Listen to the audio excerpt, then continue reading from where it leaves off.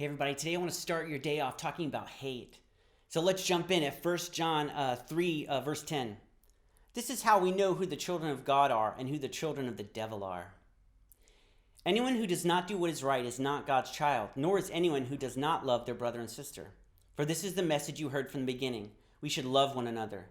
Do not be like Cain, who belonged to the evil one and murdered his brother. And why did he murder him? Because his own actions were evil and his brothers were righteous. Do not be surprised, my brothers and sisters, if the world hates you. We know that we have passed from death to life because we love each other. Anyone who does not love remains in death.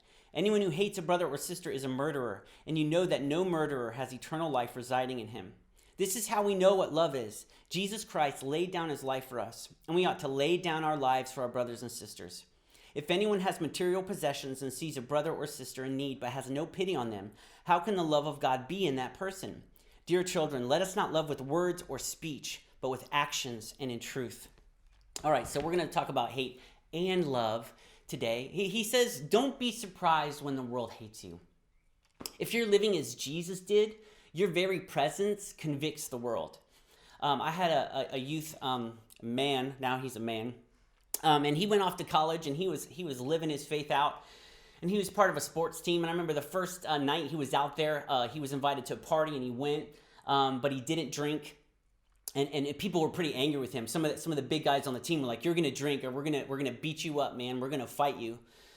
And he was just like, I didn't get it. Like, I wasn't condemning them. I didn't say anything about it, and they were just so hateful to me. And I was like, man, your presence convicted them. Your presence, your very presence. When someone is sitting there doing what is right, then everyone who's doing what's wrong feels bad. And that's not fun. They want to have fun, right? They don't want to feel bad. I mean, he brings up Cain. Abel, his brother, did the right thing.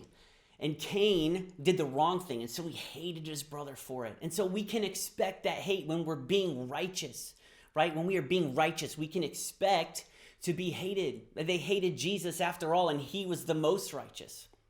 But just because they hate us doesn't mean that we return that hate, because that's what I'm seeing.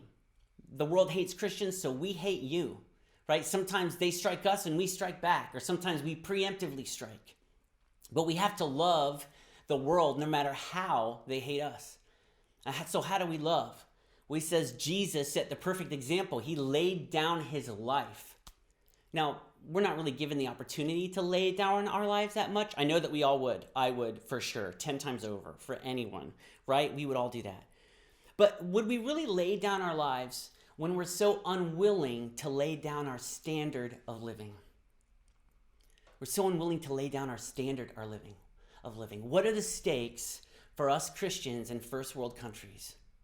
We look around and we see people dying. We see people without drinking water. We see people without food. We see people being sold into sex slavery, and we are irate about it. We are angry about it. But we give so little of our resources to end it. We give so little of our time to end it. And our time and our resources are our commodities that we care about. If we truly cared about these things, we would give so much more to end that. The stakes are so low for us here. I remember when I was talking about going into ministry, so many people, their main concern, they were like, what are you going to do for money? And as I thought about it, I was like, what's the worst that could happen, right? I have to sell my house. And then I have that lump sum of money from selling my house. If it gets really, really bad and I get real destitute, I might have to live with my parents. Can you imagine telling someone in a third world country, man, I was following Jesus and I just got to such a low point, I had to live with my parents. And they're like, oh, okay, well, my parents live with me and my grandparents and my wife's parents and her grandparents. I would just love to live with one set of parents. Do you have air conditioning? Oh, that must be amazing, right? It would seem like such a small risk. We're not willing to take risks, right? But let me just lay this out for you, right? If we're so angry about these things, about sex slavery, if we want to end it, then we pour our time and our resources into ending it.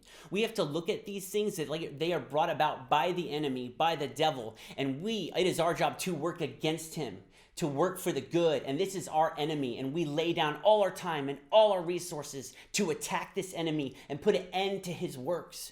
But we're not committed like that, right? We only give so much money so that we'll give our money to the church, we'll give our money to causes, but only to a point where we can still live our comfortable lives, where we can still go on cruises, where we can still take vacations, where we can still have that house and that phone that we want, that big screen TV. And we will give to end these things, but only as a side note, and maybe just so we feel good now and then. But it's not the purpose of our lives. And this is what Jesus meant when he said, lay down your life. Don't just be willing to die. Be willing to give all and everything for the cause of Christ. And so I encourage you, Americans, I encourage you, first world country people, if that's correct, raise the stakes. It is time to raise the stakes in our lives to live out what Jesus called us to do.